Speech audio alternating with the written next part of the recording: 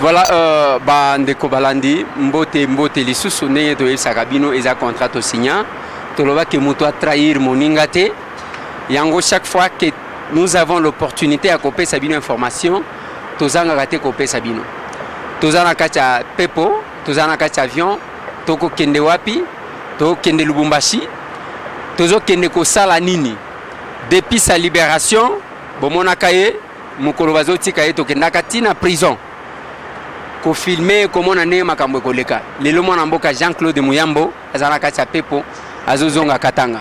Mbote président Jean-Claude. Mbote okomi honorable, mbote honorable. Merci beaucoup. Et toza déjà na kati ya pepo juste quelques temps après libération na yo o décidé kokende Katanga Lubumbashi ponani. Normalement, naingaki nakende pona basoin. Mais yo moko komona bana Katanga nyonso baleli abe avant okende yakana nutomona yo opesa biso mbote. Alors je me suis dit oyo peuple lingi esengeli kosala yango. Netina lelo na decidaki nabi nakende napesa bango mbote na fanda na bango puisque ezala na niveau ya Kinshasa ezala na niveau ya Lubumbashi Katanga mobimba na loba Kongo mobimba batu nyonso babanda kosambela pona nga batu nyonso babanda kolinga pona bima na boloko Nzambe asali oyo bino moko bomoni na bimi. Alors c'est tout à fait normal nazonga na pesa bango mbote pe na remercier bango parce que ça fait quand même 4 ans jour pour jour que nabimaka na Lubumbashi jour pour jour 4 ans nde nazongi lisusu 4 ans jour pour jour mwana mboka Jean-Claude Muyambo tango bimi d'abord boloko na lingo pesanga impression na yo tango ko bimi na entrée wana na lupangu wana tant ozaki ko bima pona maladi okende hôpital. Mais awa opimi un homme libre. Tant réaction à eux, ils allaient qui. Non, vous savez, c'est tout à fait normal. J'ai fait pratiquement 1 année et 7 mois sans avoir accès à comment médecin nanga. Alors, nabandako kanzo tezaki ndenge nazala kate. Ata yo moko monaki jurwana tango yaki pour accompagner nga pana bima nzoto ezaki normalité. Alors c'est tout à fait normal nakendeki effectivement bazwaki nga na ba moi malade mike ba malaria na ba biloko mususu ba mitu et banda ko salanga pasi ba biloko ndenge wana c'était tout à fait normal ba meka kotala si santé nangezaki bien. Bon mais oana eza na niveau ya nini na niveau kaka ya koloba ya nzoto. Mais le grand problème on a lango eza problème ya makolo et nakanisi soki na silisi na niveau ya Katanga na zongi na Kinshasa to zongi na yo nakanisi à ce moment là na ke point na opération ya makolo babongisanga makolo puisque le bon Dieu est merveilleux et depuis ba comme manga mani militari na hôpital passe na bandako zala na ebisaka Nzambe sanga makolo swanga lisusu te effectivement na komaki stable. Alors je pense que pour le moment ça va en attendant na kende na bassoin okoloba na Rais Joseph Kabila okoloba na merci. Mais ngala moni ozolingo tumolanga hein. Mais pourquoi web sangana lobala Rais ngala za mtu FCCT mais yé mtu atiki yo lelo soki ozali banda c'est grâce à Joseph Kabila ne mtu limbisio alobi azaka mwana na limbisa omoni na ngina ebiselo komoko esengeli boyeba. Si j'étais un délinquant on ne pouvait pas venir chez moi à 3h30 en air à Tejip nae ba militaire ba banjo sauté mire anda kunanga ba koti ba bukinda kunanga on me prend comme un véritable Al-Qaïda. Na 4 heures du matin, bamemingana nous na 1 heure, et puis basali ba cinéma na bango sans mandat d'amener, babwakinga na makala. 2 mois après, nde plaignant aye abio bakangi yo. Monsieur, nous devons être sérieux. Mais pourquoi nalobao merci? C'est de la même manière. Bozwa kinga na boloko. Le 20 janvier 2015, c'est de la même manière. Boloko tinga les sous kinga libanda. C'est tout. Tikana nous ba makambo na ngana za na FCC te yo ebinga na za na muto ensemble. OK. Mon mboka Jean-Claude Muyambo, parce que on bien quand même bien que mikolo l'équipe. Lobana nous nini kangisa yo parce que baye ko kanga yo tango manifestation ya le 19 20 21 et bandi. Est-ce que zama kambu ya lupangu o to mona ki bazo sambisa yo ke oyiba lupangu wa mutu ou bien zama kambu ya manifestation wana o to yoki ke mbongo Moïse za ko tinda ya batu basala ba manifestation yo mto zaji ko bomba yango. Eliezer Moïse tanga na koti na opposition en 2014. Moïse a sa gouverneur. Ngana za na opposition. Coopération into sala ngana ye. Problème munene oyo ekotisanga boloko, c'est puisque j'ai eu le courage de dire à M.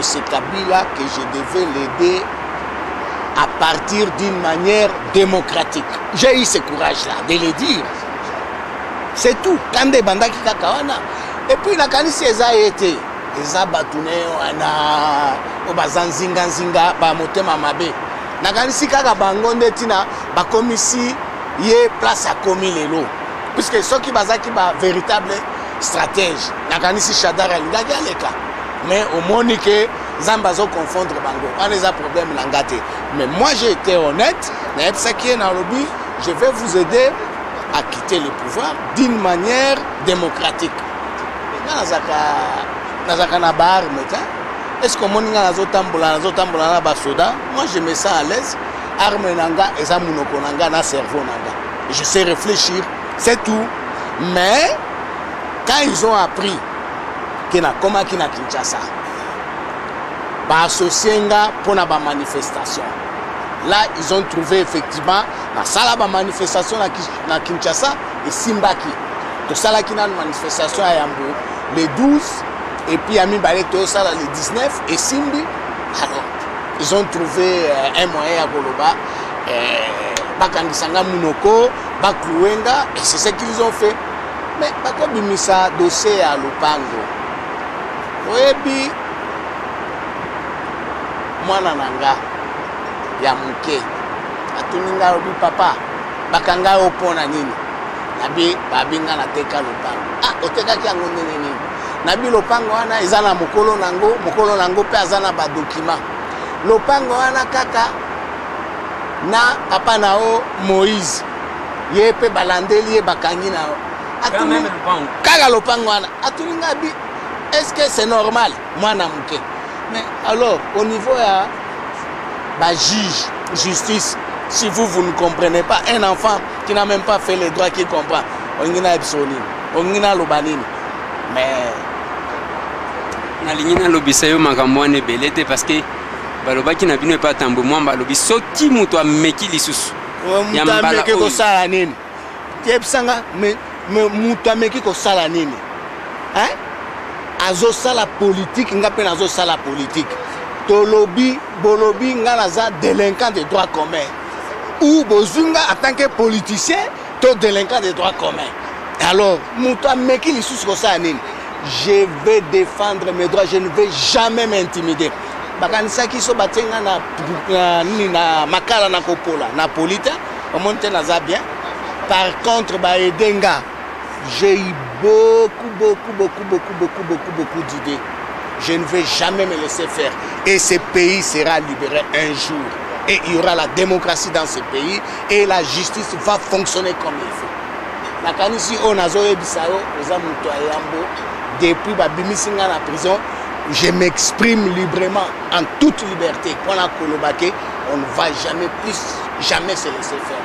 Comment on est comme sous bazo sala, bakolobao justice. Non, bazo sala ba comédie. Ce n'est pas la justice. Yebisanga, osomoni wapi. Juge aye. Pour na kopesa mutu liberté provisoire. Aza déjà na jugement préétabli. Est-ce que vous comprenez? C'est-à-dire bah comme li eza lokola basi ba eza formulaire aye atie kombo na yo ndeko elezer bakangaka e jour tel boyena boye et puis à signer c'est fini. Or on dit bien la décision doit être motivée.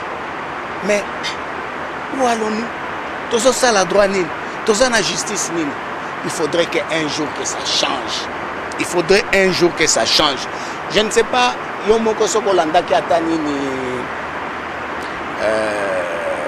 intervention et un meeting à Chadar dans Lubumbashi. Mais il avait tout dit sur la justice. Moi j'ai beaucoup aimé. Aloba qui a dit justice exacte. Donc il n'a pas porte-parole, mais il avait tout dit.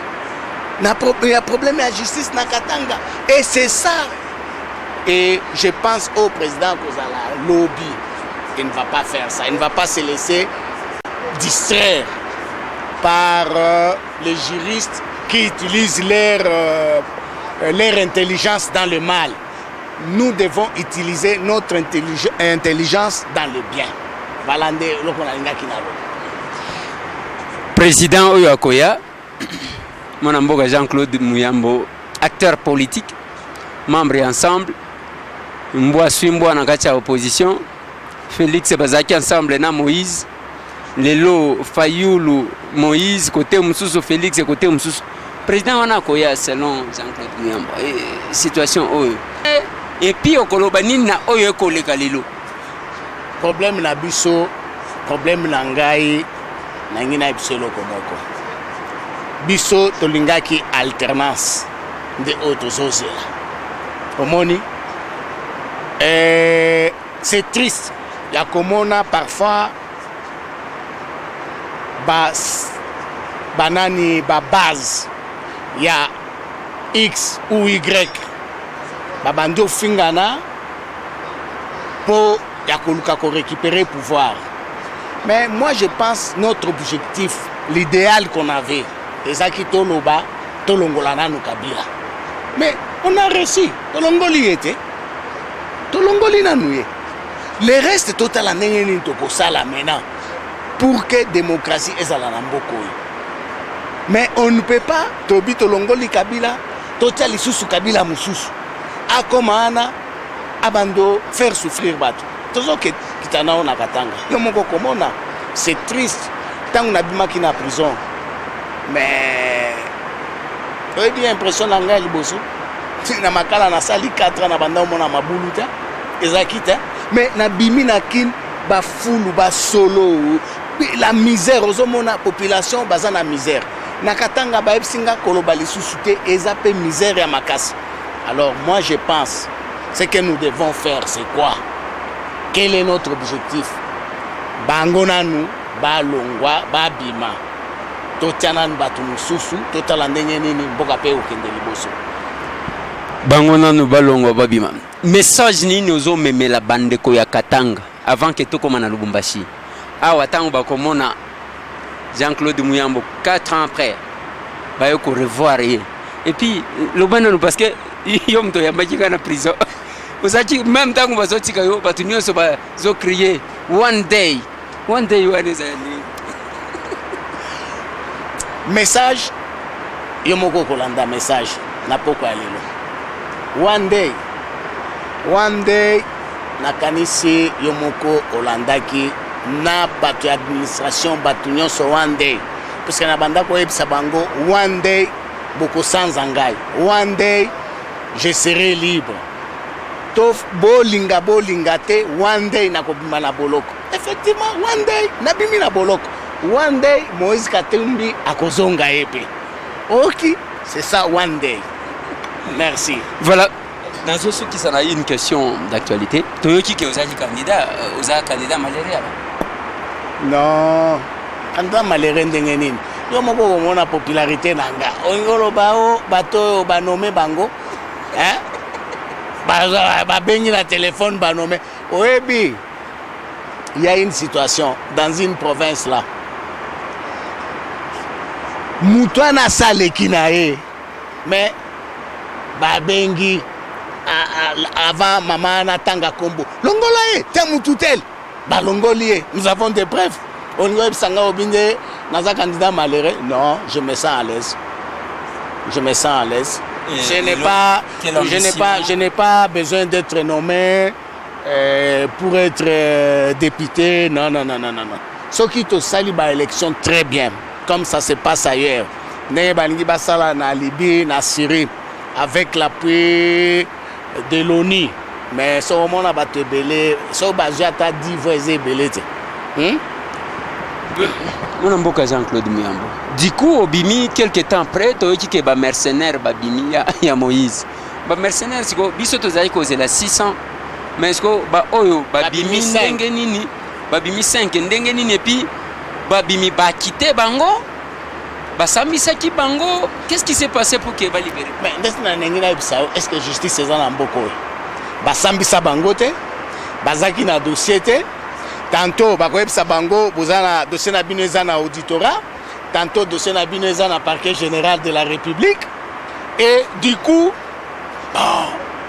babanda ofanda basi basali ba 2 ans et demi sans dossier. Tant on a zoyebiso justice eza na mboko ote eza na mboko ote. Et puis babimi ndenge nini? Babimi na babier d'extraction. Iye wana eza lokwa baye bazio okendo samba. Ndo bimi bapesio liberté provisoire. Basant la liberté provisoire. C'est pour vous dire qu'il y a à boire et à manger. Tout ça, ndenge babanda ko luka mutu ya Moïse, babina batunae, totia bango kuna, mais en pensant que so bakangi batunae, ils ont fait souffrir Moïse. Mais non. Ce sont batana bazaki na prison. Bango nde ba souffrir, famille na bango, bandeko na bango, mais on doit laisser ça. Moi je pense dans l'avenir, si vous voulez arrêter quelqu'un, il faut l'arrêter puisqu'il a commis une infraction. Ce n'est pas puisqu'il il soutient X ou Y au bando le bao to kangaye. Oebi, et là comme on a l'ingina ibsao, la ganisi déplace na bosukus. Quand on t'arrête, on a monopole au lobata, mais bon bazali banda wana, ba membre du gouvernement, ba koleka na RTNC, ba koleka place nyos. Asala kiboy, aloba kiboy. Mais yo ozana possibilité wana te akoloba. Mais awa bon me kalisus koloba. Olobi na répondre yo. Merci. Merci beaucoup mon mboka Jean-Claude Muyambo. Merci aussi Bandeko Balandi. Topé sa cabine moi Zelanan. Ah ba libérer bango. Donc ezali signe précurseur ya ke Moïse a komi kozonga tone. Bon. Yo mon communauté bawando libérer bat. Na gansi Moïse pe akosonga. J'ai la foi. Merci. Voilà eza ndenge wana bandeko na ngai. Tozana kati avion. Toluke la cabine ba information nous vous informons que na kati aéroport wana mon mboka Jean-Claude Muyambo ba eko kutana na Gabriel Kyungwa Kumwanza, président ya bureau provisoire et assemblée nationale. Azo kende bayambani biso to kende na Lubumbashi to ko faire vivre bino ce que nous allons trouver là-bas. Nandenga koyambama peto ko beta na emwa lisolo soki azui quand même mu pepe ya Lubumbashi to ko beta lisolo mususu. Mais jusqu'à ce moment où nous sommes, peut-être que après décollage na biso la cour s'est prononcée, la cour constitutionnelle, parce que to kaki ke bato ba komikuna pona ba se prononcer. Mais Zaka Moussala, merci.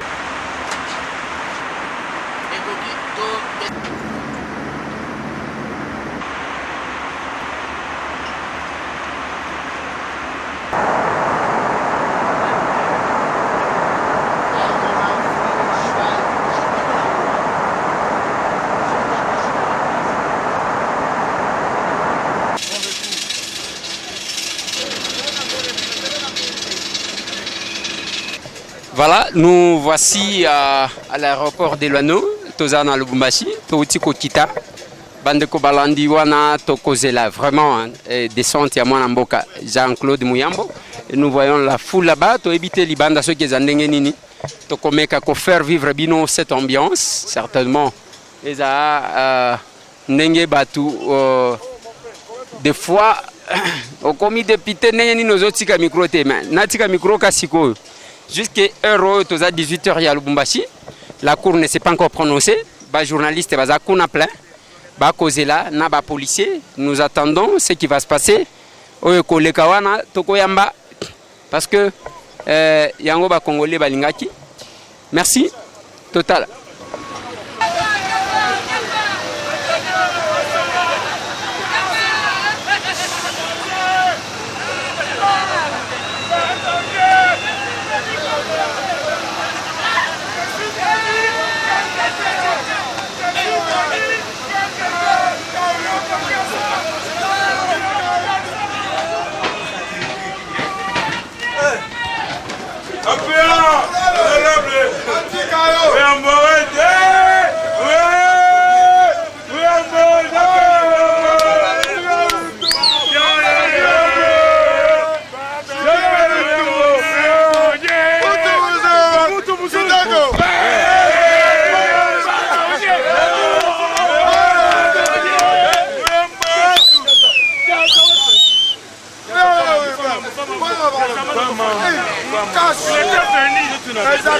Comme j'étais